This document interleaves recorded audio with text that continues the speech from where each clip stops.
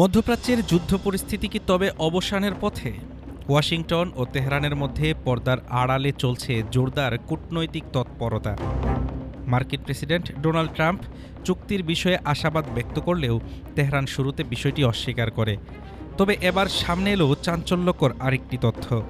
পাকিস্তানের মাধ্যমে ইরানের কাছে ১৫ দফার একটি প্রস্তাব পাঠিয়েছে যুক্তরাষ্ট্র। মধ্যপ্রাচ্যের উত্তাল সমুদ্রে কি তবে শান্তির তরী ভিড়তে যাচ্ছে?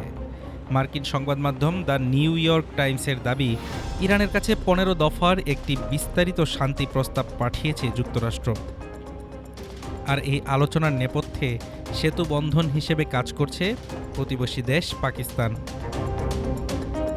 কূটনৈতিক সূত্রগুলো বলছে, পাকিস্তানের সেনাপ্রধান জেনারেল সৈয়দ আসিম মুনির এই প্রক্রিয়ায় গুরুত্বপূর্ণ মধ্যস্থতাকারী হিসেবে ভূমিকা রাখছেন।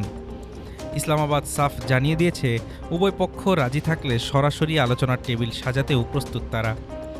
এই ১৫ দফার প্রস্তাবে ইরানের পারমাণবিক কর্মসূচির নিয়ন্ত্রণ, ব্যালিস্টিক ক্ষেপণাস্ত্রের উন্নয়ন বন্ধ এবং রণকৌশলগতভাবে গুরুত্বপূর্ণ হরমুজ প্রণালীর সামুদ্রিক নিরাপত্তার বিষয়টি গুরুত্ব পেয়েছে। এরই মধ্যে মার্কিন প্রেসিডেন্ট ডোনাল্ড ট্রাম্প দাবি করেছেন, তেহরানের সঙ্গে তার খুব ভালো ও ফলপ্রসূ আলোচনা হয়েছে। শুভেচ্ছার নিদর্শন হিসেবে ইরানের জ্বালানি অবকাঠামোয় হামলা ৫ দিনের জন্য স্থগিত রাখার ঘোষণাও দেন তিনি।